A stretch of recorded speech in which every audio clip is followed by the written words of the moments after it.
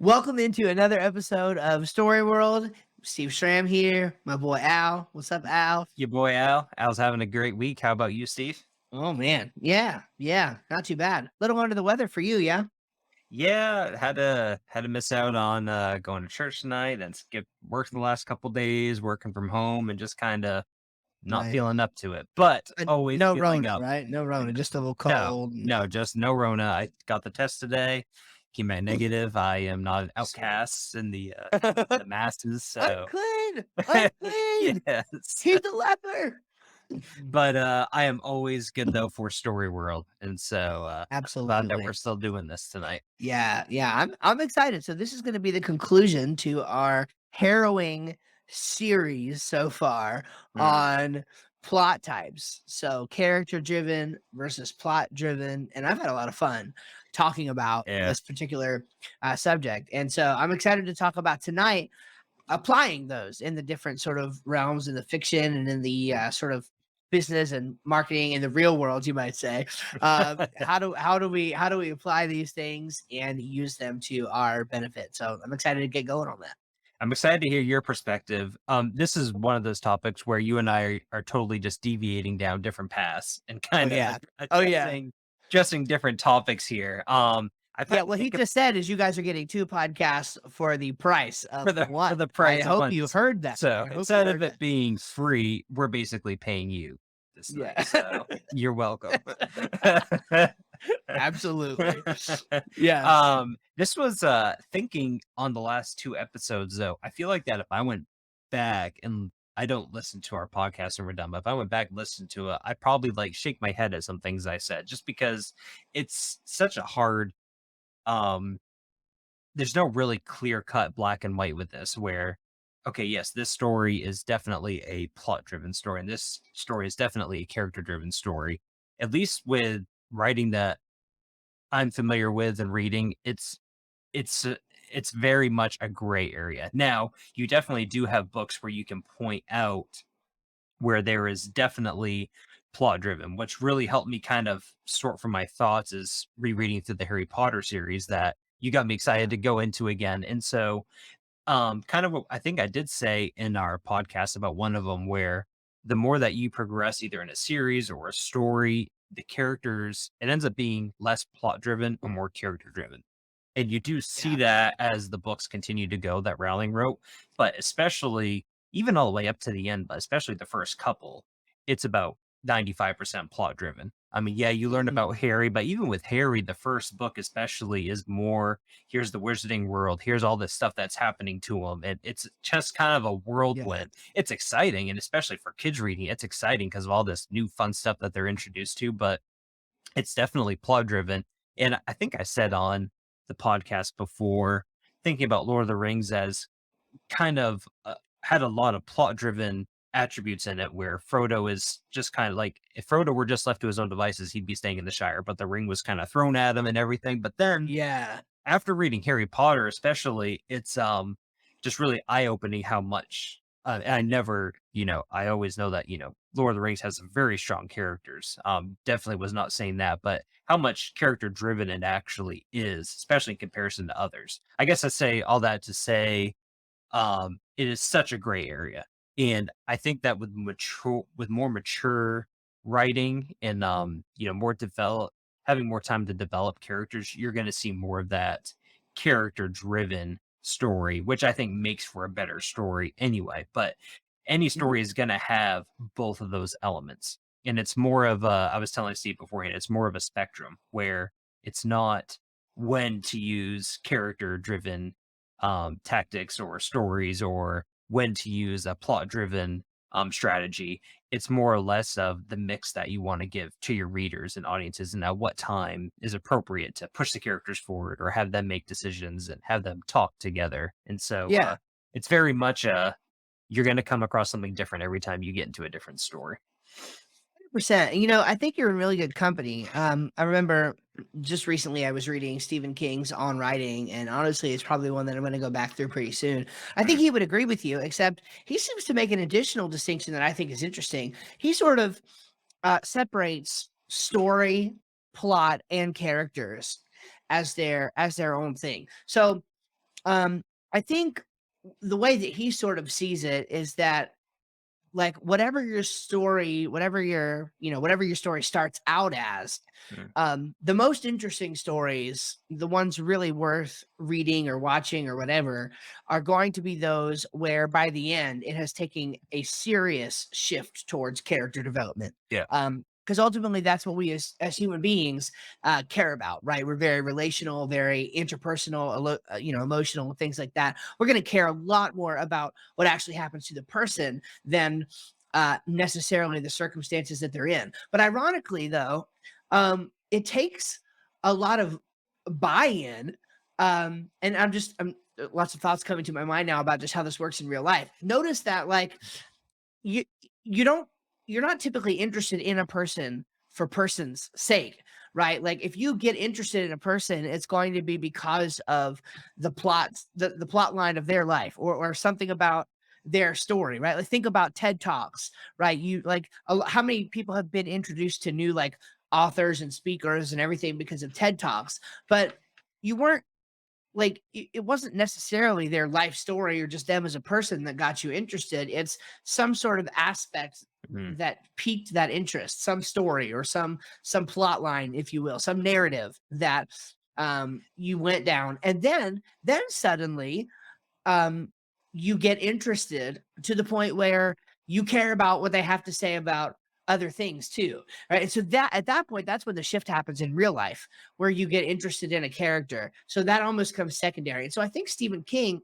had some of the same thoughts. And where he makes the distinction that I thought was kind of cool is he actually says he kind of poo-poos on plot-driven stories a little mm, bit, not because they're bad, but just because he said that he doesn't really he can't really think of anything where the intent was design of the plot. I mean, I'm sure there are examples, but he said it usually starts with just good old story. Now, he is also what the writing world today would call a pantser, right? And not a plotter, right? So he likes to just sit yeah. down and write instead of actually going through and actually plotting things out in an outline and all of that. So I'm sure there are some very professional, very awesome writers who would, disagree with him, but he's also not stupid. So anyway, the way that he sees it, it's like it starts with good stories, even if they're individual pieces of a larger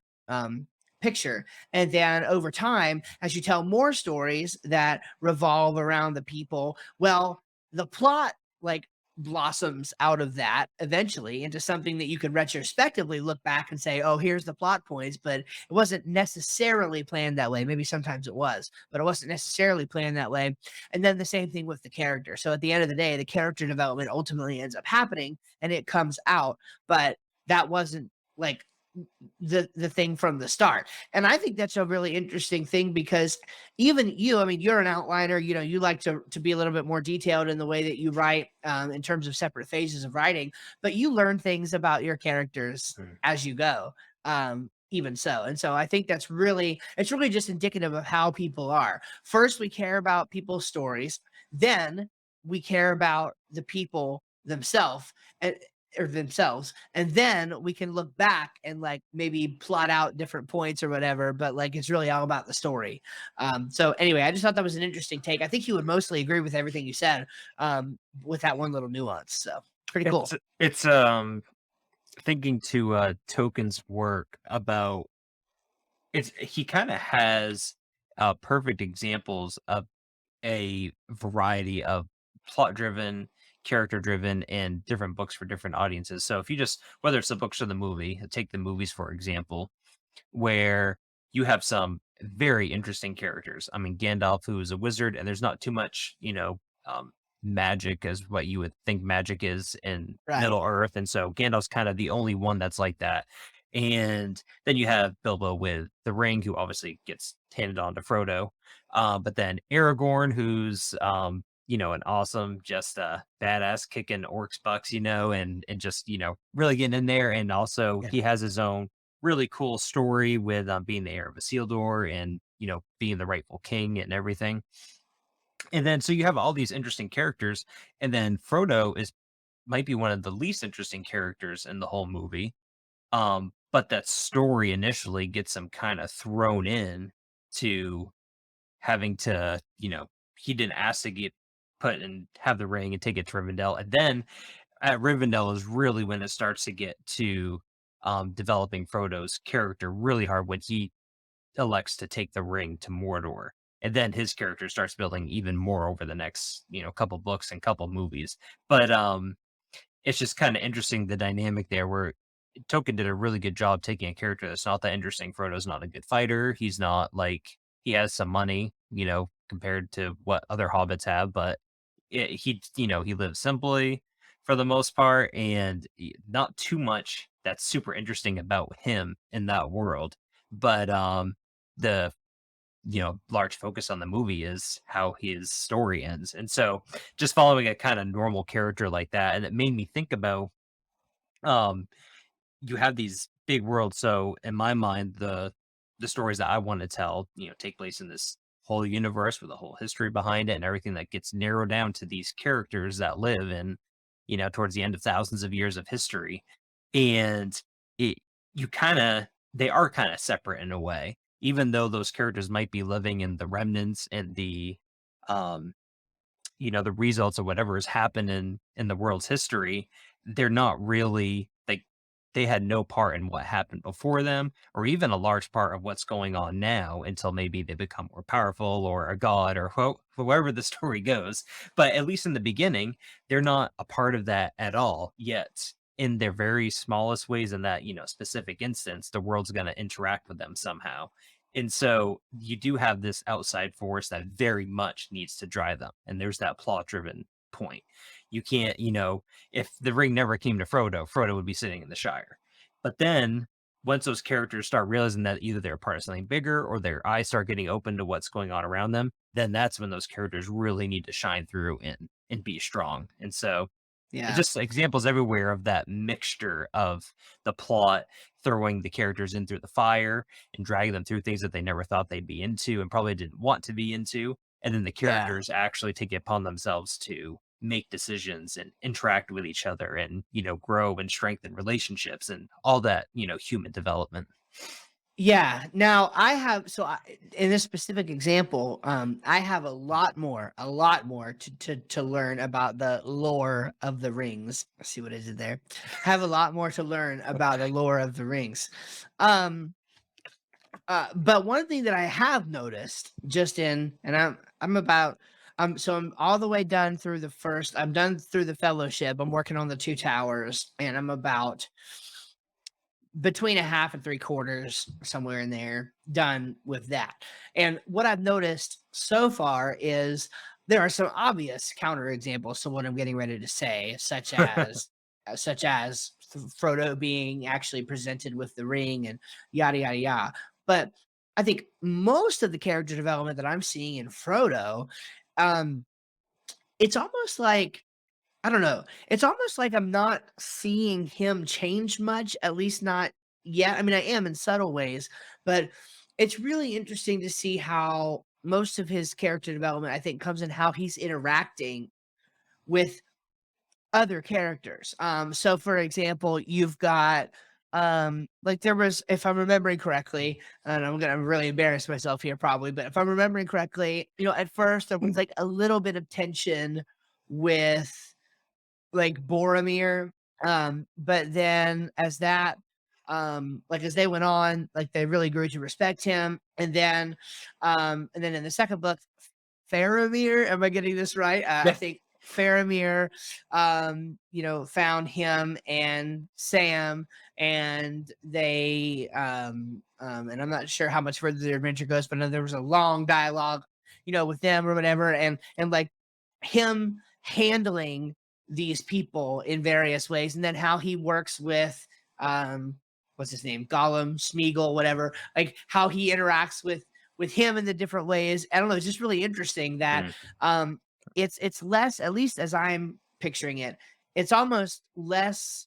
like outside force, scenario thing, and more of just like these relationship scenarios that Frodo is having to deal with, and like his sort of calm confidence, I think just sort of ever more bursts through. Like he's not like, I feel like everybody else, like Sam is, Sam looks kind of freaks out. He's a little ADHD, a little hyperactive.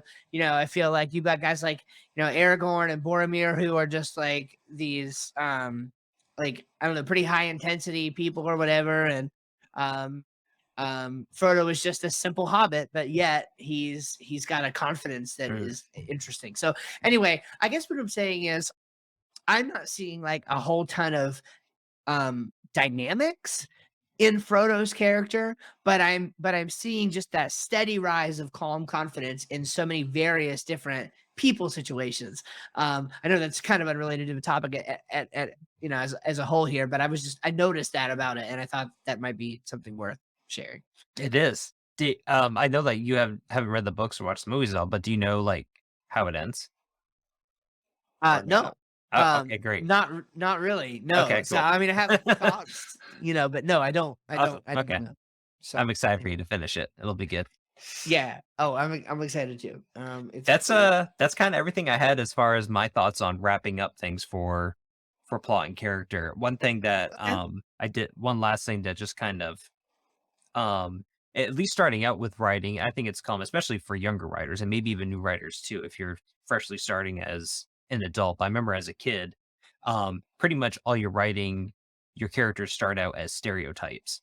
Like when I started writing fantasy, I had the wizard, I had, the angry, loud barkeep, and then, just your stereotypical characters. And just a sign just to remind yourself if you enjoy writing or if you're like critiquing someone else's work or trying to, there's obviously some characters who, especially characters that come and go very quickly, they might have some of those stereotypes just because if they're there to kind of fill a void or, just they're in a scene or two.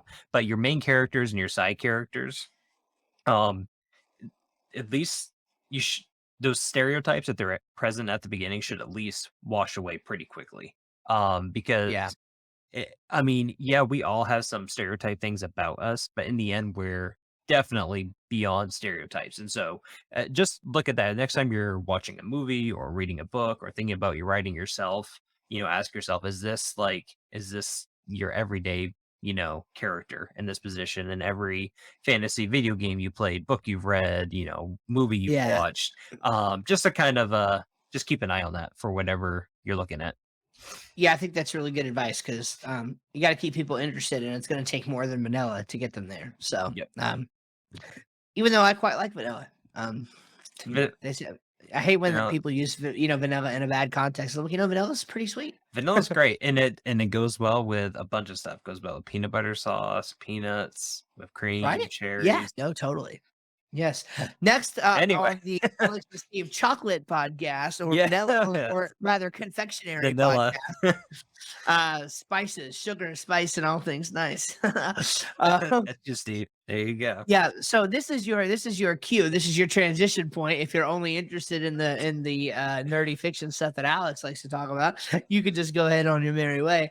But if you want to learn something that you can use in the real world, then Something that's applicable. something that's actually applicable. No, just play. This is good. No, there is nothing more applicable than story, whether fiction or not. So it's the end all be all as far as I'm concerned. So, what's interesting, I guess I'll just start out by saying here that and maybe I'll recap too my actual position on this plot versus character inside of business and marketing so that you can have some context. But I found the same thing that you did in terms of the gray area. It's so funny because it's a completely different thing. Like you said earlier, this is like we're going into entirely different directions here, even though we're talking about the same thing. But I'm noticing a lot of the same patterns. For example, there's a lot of gray area between these two different kinds of stories. But to sort of summarize my position on it, a character driven story is typically going to be, as a marketer, as somebody in business or whatever. And by the way, if you're not like a business owner or whatever, you can use this anyway. You can use this on your LinkedIn profile if you're looking for a job. If you're trying to get hired somewhere, or if you're doing, maybe you're in a job and you're doing some sort of business development for the person you work for. Marketing, like everybody's in marketing, right? Whether it's themselves or a product or whatever, or a service. Like Can I everybody's in interrupt you marketing. for 1 second? Just because you Yeah. hit on some point I don't want to forget about. It goes right with what applicable to real life. So business owner, obviously Steve's, your classic example of a business owner. He works from home, has his own businesses, successful with it. Great. Um, but like for me, and if you really want to look at yourself, examine yourself, and see how you interact with other people, and just really, dig down into the person that you are and who you want to be the business owner of whatever position you're in. Just because you report Yeah. to someone does not mean that you're not the owner of Hmm. what your responsibilities are. And there's a Preach. huge difference between going into your job and saying, okay, here's my task that I need to do each day versus this is my job. How am I going to make it the best business that I can be and make this area the most successful that it can be? Because people notice that. People that you report Yeah. to, other people, they'll notice that. Just a huge difference of Yeah. mindset. Yeah. Doesn't matter if you're Yeah. working from home, you can own your business no matter where you are. Anyway, That's I just that's exactly right. Preach on. And you know what? When you're doing it that way, you only have one client, right? That's your boss. When you exactly, do it yes. my way, you have lots You have a more. lot. So, Yeah. it's arguable which is the better path. I think it's right. But Sorry to there are no, that's perfect. There are actually a couple terms that go along well with that I've always liked. One term is intrapreneur, and that the term basically means somebody with entrepreneurial drive working working inside of another organization. And I think the very best employees are entrepreneurs, are people who are going to look at their position as though their very livelihood depended on it, and as they should. And like I said, in my opinion, that's a very privileged position to be in, because then you've only got like one, like likely there's one main, call it a KPI, or like one main thing that needs to be consistently happening well for your job, versus if you're running a business, you got to keep it all going, right? Yep. So that's good advice. And then the other word is the word that Dave Ramsey coined, which is entree leadership. And so he talks about, so like even inside of his company, they might not be entrepreneurs inside of his company, but they're entree leaders. They lead inside of the company like entrepreneurs. So I think those are um that's a very good thought, very insightful. I'm glad that you brought it up, and I'm glad I accidentally said it. There Um, you go. so Continue so on. cool deal. So right. So in my world, you've got character driven, you've got plot driven. Typically speaking, and again, there's gray areas. Typically speaking, your character driven story is going to be the way that you're thinking about yourself as it relates to your customers. And the kind of assumption here that I'm making, it's a correct assumption, but the assumption is that we are in a social um, age. Like the fact that the world is so crazy that you could like start an interesting Instagram account, and a year later major brands want to pay you 500, 1,000, $10,000 to advertise on your Instagram freaking profile is just nutso, It's right? It's crazy. absolutely Yeah. insane that we live in this kind of world. So if you think that you're not a media personality, or that the old ways of doing things are always going to work, like it's not. It's just the world is shifting. Yes, history repeats itself. Things come and go, but still the technology rises. Okay, and so we're just, unless some sort of crazy, like black, like global, like sci-fi blackout thing happens, like we're just not going back to the days of sitting on the front porch swing, Andy Griffith going outside and playing ball all day. Like Did it? kids are Yeah. going to be on screens, right? Yeah, I mean, it's not just not that way. Like kids are going to be on screens. Kids are going to be literally like learning how to code before they're 10 years old, Mhm. kind of stuff. Um, that's the world that we live in, no matter how nostalgic that you want to be. And so, in that world, in the world that I'm describing, a business that does not have some component of media personality um, will become irrelevant. Okay. And again, I can say this confidently because of the wide spectrum of businesses that I serve. I mean, trust me, if this is true of my client that builds outdoor backyard storage sheds for a living, it's true of whatever you do. Okay. And this is the kind of work that we're doing for them. So I'm just telling you, there is going to be that character, media driven, like personality point to your business. So you better start thinking about it now and get started. It's free to sign up for these social media platforms. So anyway, get on it. But so that's kind of the character driven angle. And then the plot driven angle is just it's a subtle shift in thinking.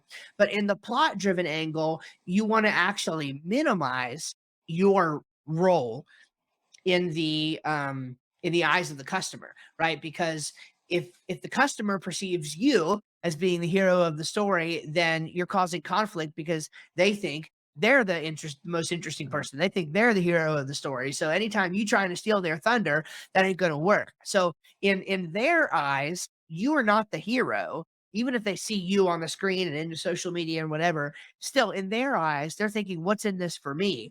And your only role in their eyes is how can you be of help to them? So what I'm saying Mm, is, in your own marketing, in your own mind, in your own story, you are Luke Skywalker, but to them you better be Obi-Wan. That's the idea. You're Obi-Wan in this in their story. So it's the character driven story is very much focused on you. The plot driven story is very much focused on them. And what you can do, maybe a perfect example of this is Walt Disney. I think Walt Disney is a great example of this. Um, Everybody knows Walt Disney, okay? Like, he is an attractive character himself, right? We're going to talk about some of these elements, but Walt has backstory. Walt has parables. Walt had character flaws. Walt took controversial positions on things. These are things that are sort of universally seen in business leaders like that who are attractive characters. But at the same time, like me as a person taking my family to Disney World, when I get into that mode, I'm not thinking about Walt. I don't give two speckled peas about Walt, and I don't even think a speckled pea is a thing. So I don't even give that much about Walt, and that doesn't matter for me. What matters is the story that Walt invited me into. He invited me into the story of, when I go to Disney World, it's the happiest place on earth. He invited me into the story of Mickey Mouse, right? Walt's not trying to stand in the way of my Disney story, even though he facilitated it. Walt's just the guide. Walt stands there at the entrance to Disney.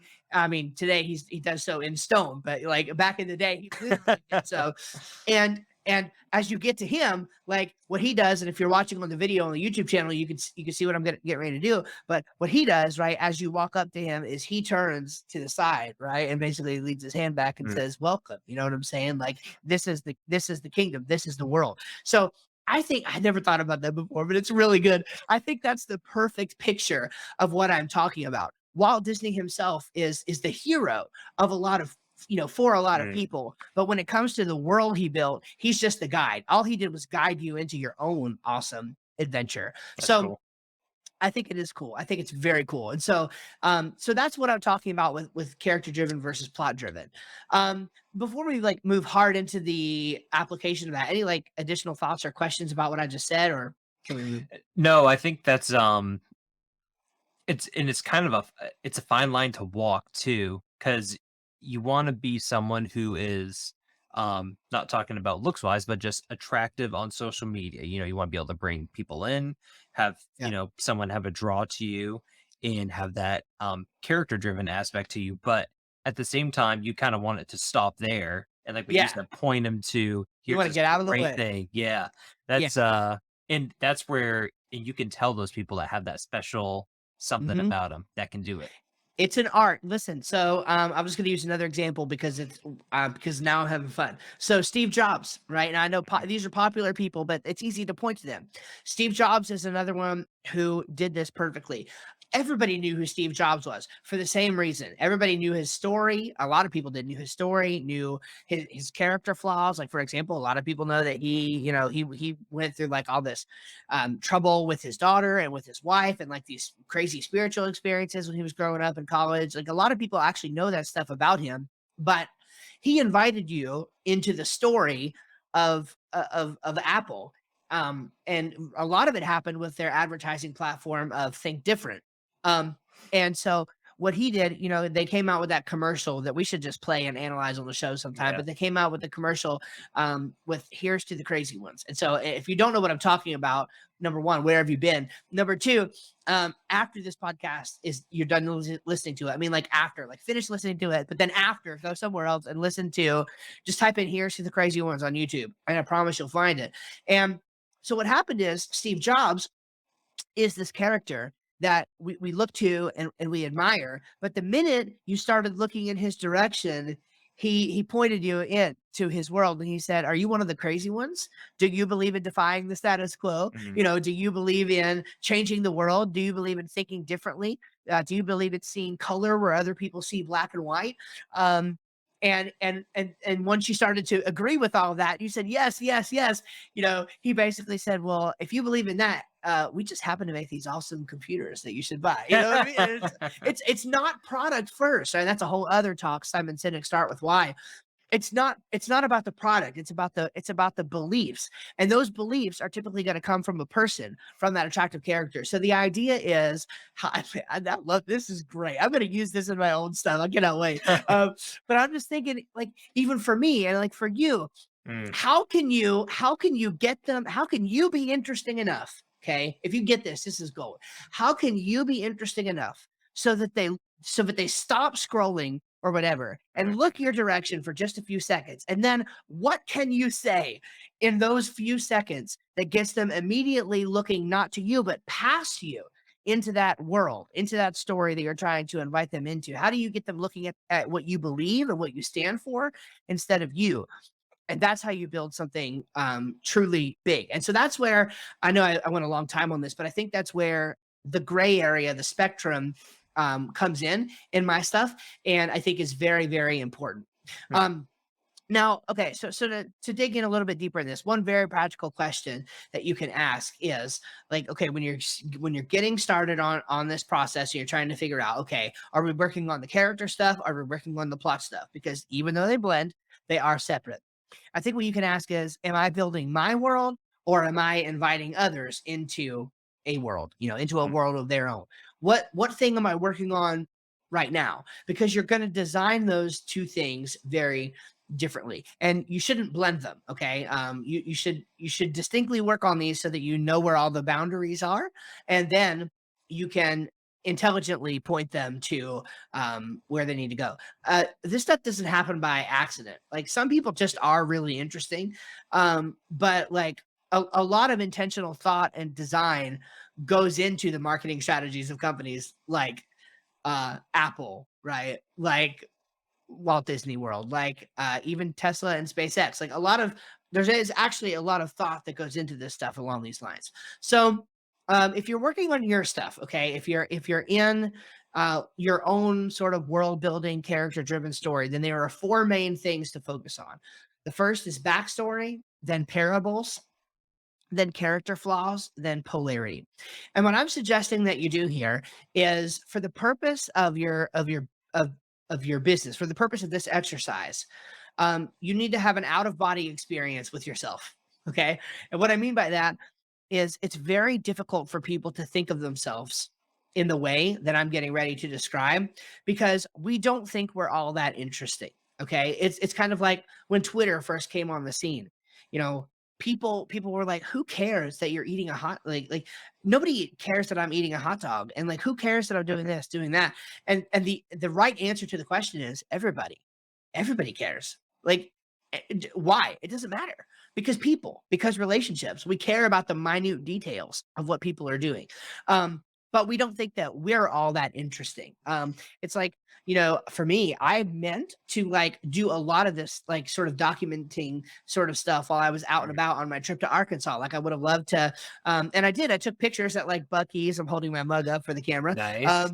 I took pictures like at Buc-ee's and stuff, but I never posted anything to social. And like, why not? Like, I'm sure there were, like, I went and did some pretty interesting things while I was gone. And it's like, people might have been interested to hear and to see. Now, ironically, I shared it all with Alex and my wife. People like that got to see everything. But like, why didn't I share that for everybody? People are interested in the little details, and I could have connected with my audience. Like, maybe I have a member of my audience who is in Texas where Buc-ee's started, and they would have commented on my thing like, hey, like I've been to the original Buc-ee's. We could have started a conversation. You see how And then that works? started a podcast and then started A podcast and then started a business. That's the natural step for everybody, right? Yes. So what I'm getting at here is we don't think we're inherently that interesting. So what I want you to do is have that out of body experience with yourself, and then think about these 4 things. So again, first I'll repeat them here is backstory, right? So backstory is what are the interesting and relevant parts of your story that would matter to somebody else. For example, there's a lot that we don't know about Walt Disney because it was never told. However, I'll just give 2 things. 2 things that we do know about Walt Disney are that Walt was never really into the business stuff. That was mostly Roy. So Walt was all about the dream and making it happen and the big picture, and Roy was about the finances and the details and the management. Both people were needed in order to be successful. But again, that's just an interesting detail in Walt Disney's story. I mean, notice that it's still Walt Disney World, right? It's not Roy Disney World. You know what I'm saying? But it's still an important detail. Another important detail in Walt's backstory is that he was fired from one of his very first jobs working in animation because he didn't have, get this, a big enough imagination. Mic drop. Weird. Like I would, if my mic wasn't on a stand, I would drop it. Like Walt Disney didn't have a big enough imagination. That's an interesting piece of Walt Disney's backstory that makes it interesting. So you don't need to know what hamburger he ate for lunch on, September whatever 7th, 1955. You don't need to know that. But little relevant, interesting pieces of the story are good. So intentionally think about things in your backstory that would be interesting to, and for the sake of simplicity, I'm just going to stick to like talking to business owners because that's what I are and that's what I understand. But it's like, what things as it relates to the customers that you serve or the audience that you serve or whatever would be relevant to them enough to get them to pay attention or to get interested.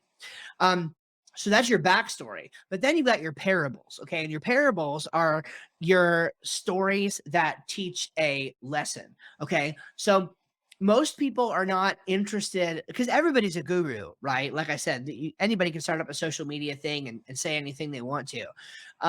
But if you have stories that you can anchor to the different lessons that you'd like to teach, then you're good. You're good to go because that creates that emotional buy-in with people. So anytime you want to teach somebody something, let's say you are, I don't know. Let's say you're teaching people how to do crafting online, right?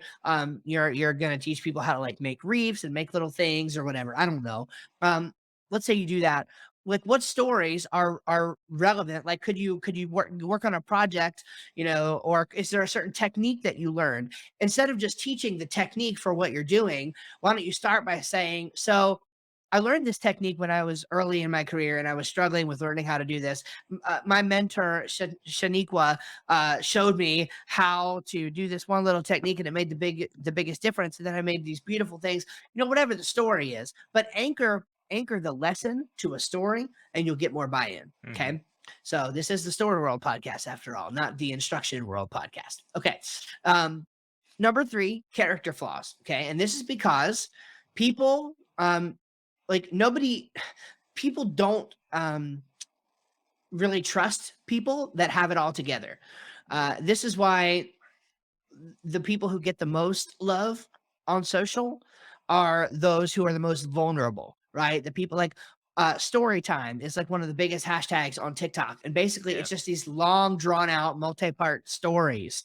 And it's like, who cares? Well, the reason we care is because we love looking at other people and feeling like, oh my gosh, like, thank God I'm not the only one who doesn't have it all together.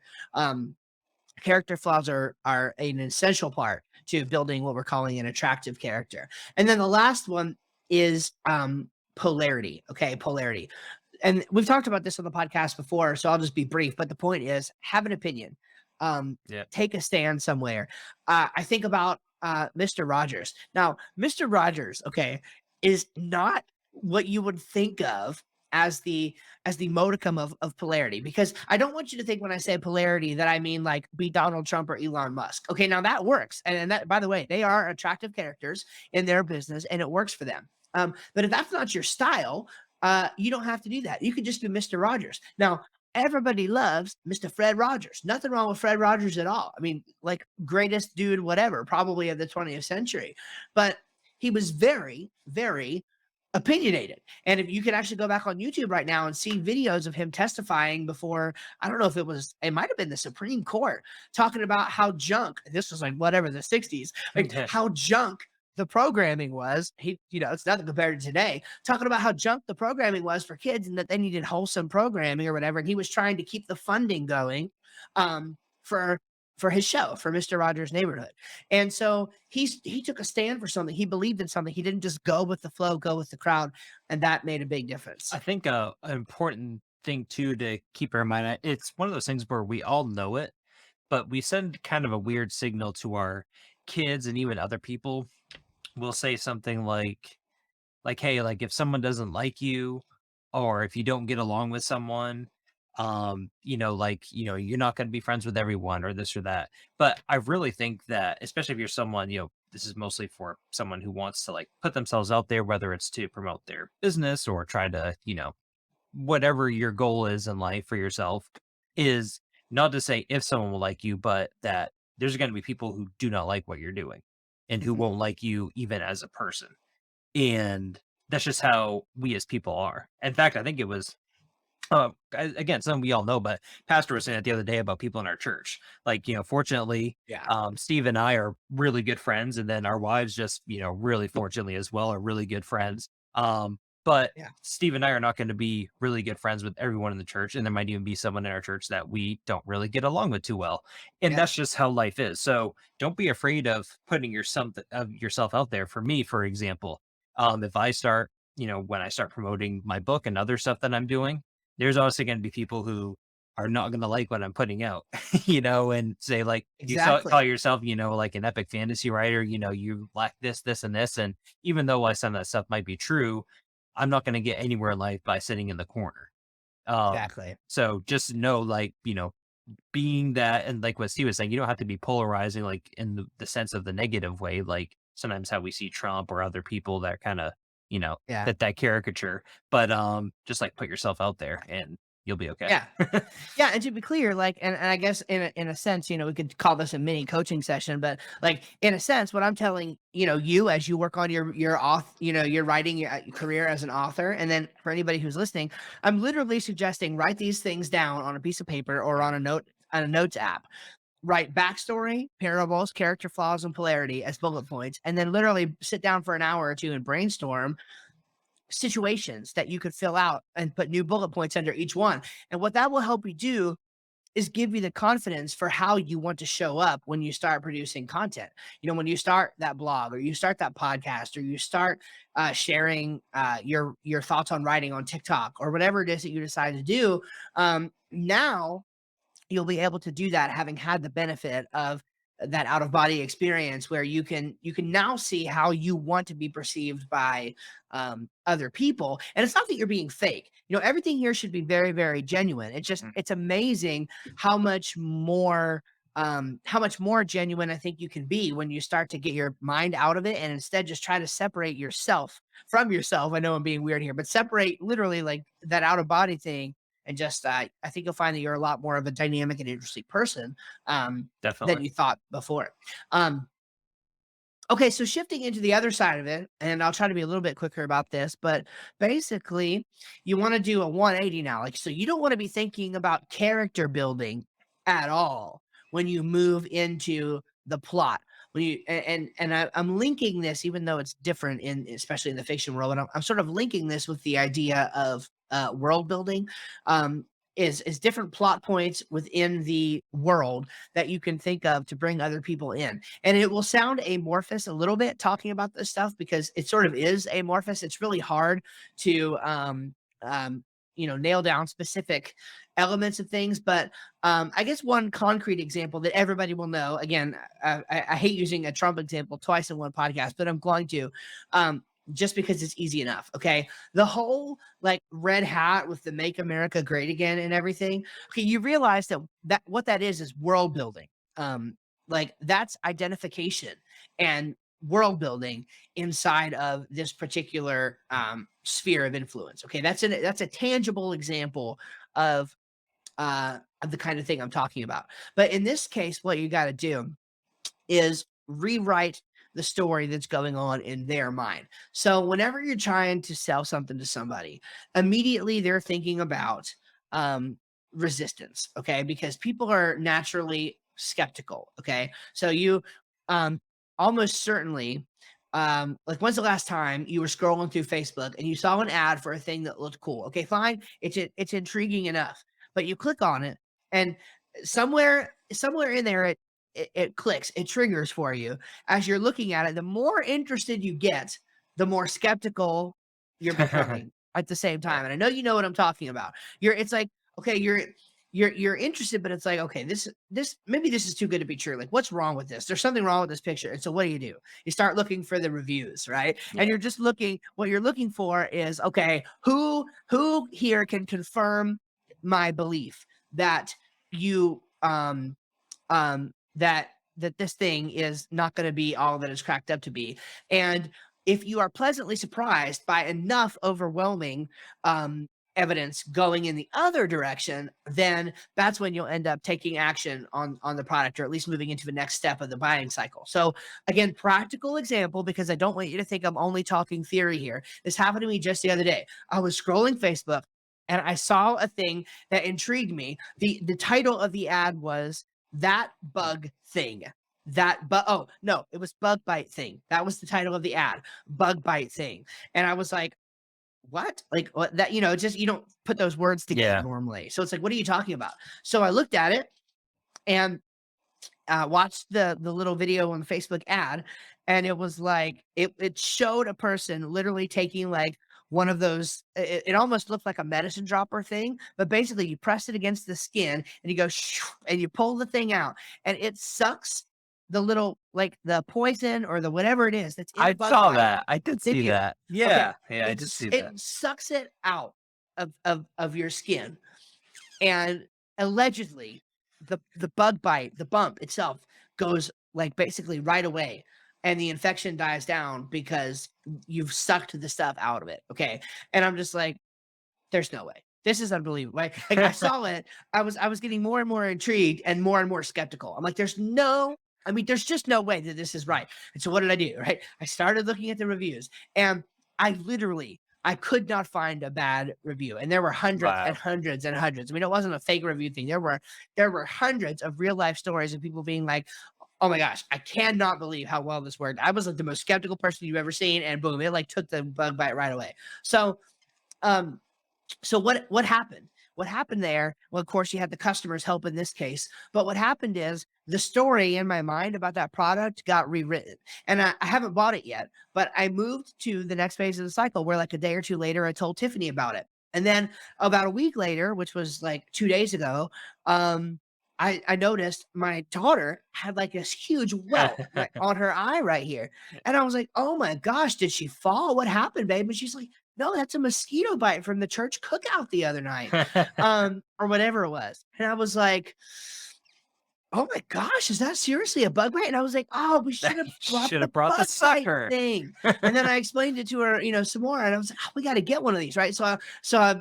I'm moving through that long tail, that buying funnel. And, eventually I'm probably going to end up becoming a buyer. Okay. So that was the context. Now let me give you practical ways to make that same kind of thing happen in your business, in whatever you're doing. Okay. So there's 4 things here to think about as well. So for any problem or objection or opportunity that you're offering people, there are 4 things that you need to think about. Okay. First is the chains of false belief. The chains of false belief. So immediately that's that skepticism. That's that, oh, there's no way this is going to work. It's like, so chain of false belief for that one thing. For me, one of them would have been, well, look at, we've got plenty of those little medicine sucker things in my, and there's no way that same thing or anything that looks like it is going to work to suck a butt bite off of my child. What the frick are you talking about? So it's their job to take that and actually rewrite that story in my mind. So like I said, that goes through 4 phases. So first, you have the chains of false belief. So identify the things, and this is another thing where you're writing down bullet points. Um, the difference here is that these correlate with each other. So it's kind of like 4 steps. Okay. So for any problem that you have, you've got the chains of false belief. And then you've got the experiences. So the reason they have those chains of false beliefs are because they've had failed experiences. Classic example of this is direct marketing.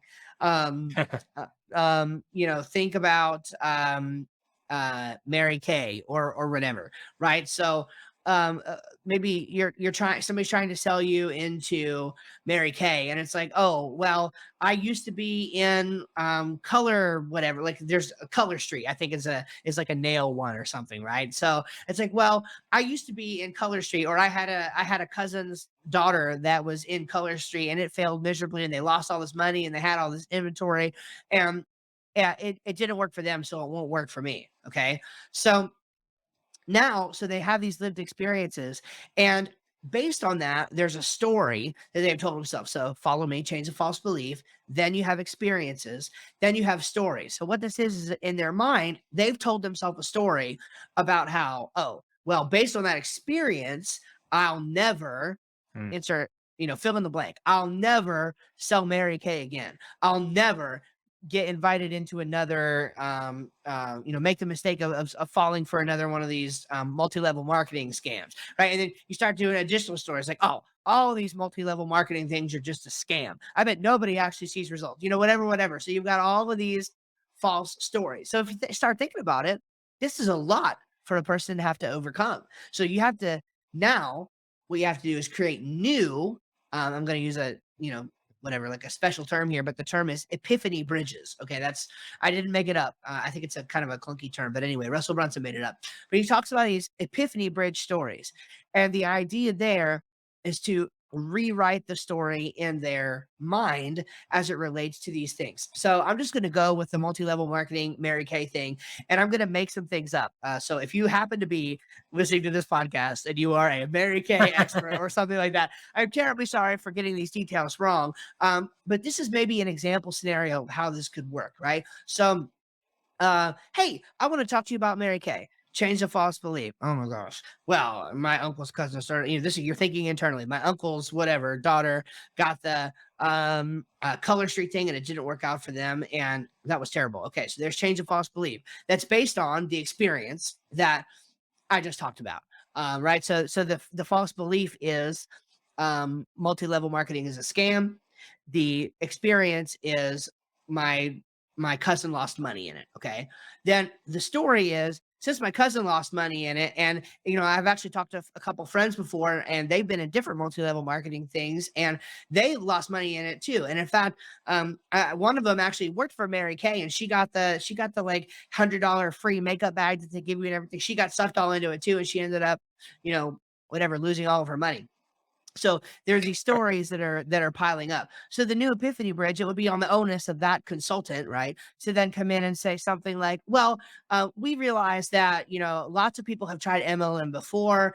Maybe you had a cousin who just so happened to go through this." Go through different MLMs or whatever, and it didn't work for them. And so you're bound, you have all these false ideas about how it works. Well, did you know that actually here at Mary Kay, we don't make you buy up any certain inventory amount or whatever. So you're not in jeopardy of losing anything. In fact, you pay $100, you get your free bag, and that's your only investment at all. And even if you never sell anything, you at least get this awesome free bag and all of this makeup out of the deal. So best case scenario, you go on to make a lot of money with this and you don't have to stock up a ton of inventory, just order things as you need it. Very worst case scenario, you're only $100 in and we're going to give you like $350 worth of stuff right when you sign up, right? So that's sort of how that process would work. So as you are, and some things are like it's more felt than logic. Like I just went to a very logical way of doing it, but some things it's more felt than logic. Like I know of people who didn't think they were going to be that impressed with Disney World, and then they went. Um, Mm. and I don't know what their change of false belief were or their experiences or their stories, but I know that the reality of the situation, the epiphany they had once they were there, overwhelmed that previous skepticism that they have, right? So sometimes it can be more emotional and felt. Other times you're going to have to do it more directly. With logic, and in sales terminology, we call this being able to close the deal. To overcome objections in people's mind. But anyway, so those are the two different things. And I got to wrap up. I've been talking a lot, but so that's the idea is in the plot driven realm of things, you have to think about creating experiences that overwhelm any skepticism or objections that they have and getting them more involved in the world. And then on the character driven side of things, you're working on yourself as a sort of third party observer, working on your own backstory and your own stories and your own character flaws and things that you make you be perceived as different from people, so that you can start changing the world if that's what you want to do, or either just providing for your family, whatever your goals are. So there you have it. That's my lecture. That's my Excellent. my lecture for the day. Perfect. Thank you, Steve. Very, Yes, very applicable. I think so. That was the We goal. we have a treat for everyone tonight. Steve and I, maybe for the first time ever, maybe have a shared story of the week. I think it is the I first think it time. might be. So, Yes. our shared story is that of the Rings of Power. Yeah. Um, so Steve and I are going to do a podcast covering this and our thoughts on it and really dig down to what we thought. But we just thought we'd touch on here kind of, I guess you can call it the fallout of the Rings of Power airing the first two episodes. And man, what a whirlwind it's been. I feel like that it's gotten more Man. coverage, and it probably has, than even like Apple's new event today, any other thing going out in the world. It is like Yeah. the Rings of Power. Maybe that's just the universe you and I live in. I don't know, Steve. Yeah, it could be, but I mean, definitely, it's got some serious mass appeal. Everybody's talking about it. I mean, if Ben Shapiro reacts to it on YouTube, then Yes. it sums up, right? So, um, it's interesting. Yeah, we'll definitely do a full episode covering this, but I, I don't know. I've talked a lot, so I don't want to steal too much time here, but it's just my little rant here would be: look at like anytime you have entertainment that has to happen, okay?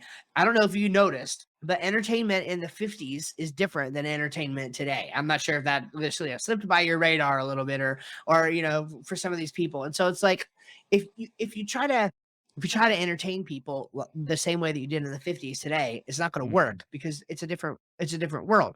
There are different expectations, and especially if it's anywhere in the goal to introduce new audiences to classic works, then you're going to have to do some things that differ a little bit from the original. So I guess we haven't gone into it too much yet, but right, the main sort of stink seems to be that whatever, it's not Tolkien style. How would you summarize the stink? You summarize the stink for us. Yeah, I think, and I think probably I will, and I think probably what Steve and I will do, I'm thinking it probably will be a little bit longer podcast when we do this. We'll probably go over point by point and really discuss it, and obviously talk about our thoughts specifically about it as well. But really, the big there's a couple big things, but it kind of sums up to, from what I gather, is that I'll call them the pure tokenist or tokenites, however, whatever Yeah. way you want to look at it, that um having to change either the timeline, basically anything that deviates from Token's core, whether it's a timeline or um anything that he has set up in his world. If it deviates slightly from it, Like then skin color of the that's wrong. Skin characters, color of or the characters, if something maybe takes place that's not, that to a certain event that didn't happen until like years after that. And so just anything that is out of line is just, not good. Is being looked at with a very critical eye, which again, maybe I should say this for the podcast, but it's funny when you read the Lord of the Rings books and then watch the movies, how different a lot of things happen in those are. yeah, Now, I will say Peter Jackson really kept true to the feeling yeah, and overall of what the books are communicating. He did excellent with that. But it's just funny seeing like a lot of people who are very big fans of the Lord of the Rings movies in every single way, are quick to judge a lot, basically every aspect of the show. But Yeah. anyway, that's kind of what Well, I'm seeing. yeah. I mean, my 2 thoughts on that would be, well, actually I have 3. My main 2 though would be like, anytime you're gonna be adapting for new and modern audiences, some things are going to have to change. It's just the way of the world. And I'll be honest, I might even differ, or I don't know that I would differ, but I think, there are some people who, let's just say it this way, some people who share my worldview might differ with me a little bit on what I'm getting ready to say, but I actually don't think at all it's a bad thing. In fact, it might even be a good thing, to see, for instance, racial diversity in characters that are maybe would deviate from how those characters would have been presented in the core material. And the reason I say that is because, racially speaking, the world was different back then in the sense of what was acceptable in even in modern American culture and things like that. Yeah. So I think it's good. Not that you should focus on that. Okay, that's not what I'm saying. I'm not saying it should be like some huge focal point or whatever. I'm just saying, if a black person, for example, is truly the best character for the part, then she should have the part. She should not be given the part or denied the part on the basis of her race. Either one is racism, and there are people on the left and right who will disagree with what I'm saying right now, and that means I probably got it right. Okay, Yeah. it is racism. Yeah. It is racism to choose a black person for a role that would not have been black in the original, like whatever of the material, um, on the basis of that, on the basis of their skin color. I think in most cases, now, unless we're talking about something where like whatever, you're literally like a tribe of albino people or something, and then there's a person like a dude like black as the night. They're like, okay, like let's. I think it has to be within realistic terms, but like what I want to see is the best actors and actresses for the roles in the position. That's what I'd personally like to see. So did that happen? I don't know. Maybe it didn't, and maybe it's fair to gripe about that. I don't know. I'm just saying that's one consideration. Yeah, Um, I think Steve and I are gonna really take a good. I think we'll take a really good critical analysis of all the minutia between these different opinions and like what really yeah, matters. So, like for instance, like you touched on it there, the diversity in the movie. w- does it matter? And if it does, to what extent? And what right. should we? We're gonna look. Steve and I really like talking about context. So, like, what's the context of this show being built up? Like, why was it made? In order for it to be Yes. successful, how what's the audience range that it has to hit? This And might need to so, be a series. It might just have to be a I think that might series on be. the Rings of Power. I'm I actually excited. think it will. I think. That's Right. exciting. All right, we're gonna do it now. Steve and I have a couple other episodes coming up in a little, the next couple weeks. But then after a few of those, Yeah. we're I think we should do a series on that because I think we can not only just focus on Rings of Power, but really applicable to other stuff in life. And so I actually think Yeah. that'll be really good. I yeah, I think so too. I think so too. The other thing I want to say here, this is an observation that I had as we were talking. Um, um, and this is a very general point, right? It's not specific. So we'll get into the specifics later, as you just said. But this is something that's interesting, right? So, um,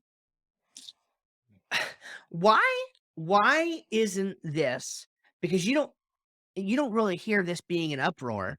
Actually, if anything, you hear the opposite. You hear, um, all right, with Marvel, let's take Marvel for an example. So I'm, again, in true nerd fashion, like Marvel tends to, they're coming out with all these shows. And like, for example, we're going through She-Hulk right now. Mhm. She-Hulk is what's being released. And so what I like to do is go check out the YouTube, um, reviews Mhm. of each of these things after they air. So there's lots of channels that do this. Emergency Awesome, Heavy Spoilers, Screen Yeah. Crush. I like Heavy Spoilers. In fact, they're covering the Rings of Power as well, which is cool. So I like Heavy Spoilers. So when a new Marvel show comes out, me and my wife will watch the episode of the show, and then we'll go watch. The guy's name is Paul. He's an Englishman. He's just awesome.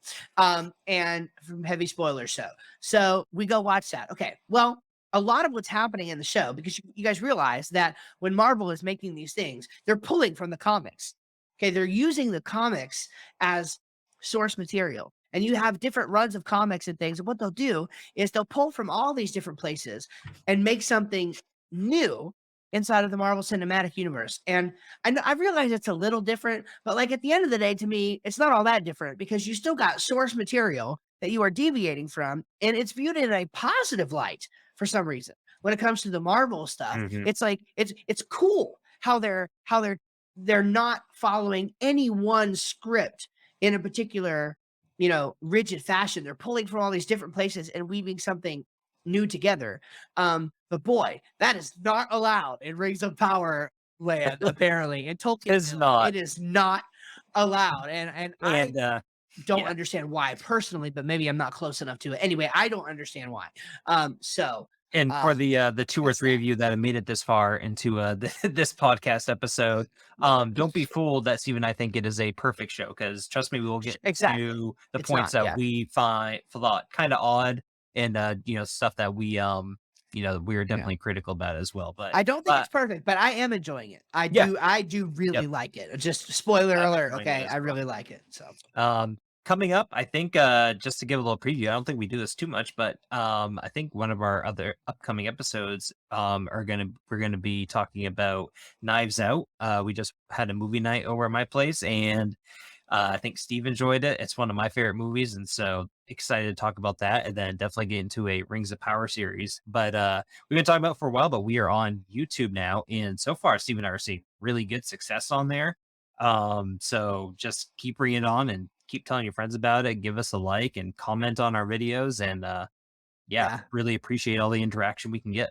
It's super exciting. Yeah, This is definitely. super fun. Lots of cool things coming. Real spoiler alert here. I've even heard that there Uh, might be something of a photo shoot coming in our distant future. Maybe there might be some meat involved as well. So anyway, I'm excited about it, and I hope you guys are too. So it's fun stuff. Thanks so much for joining along and letting us nerd out with you. See you next time.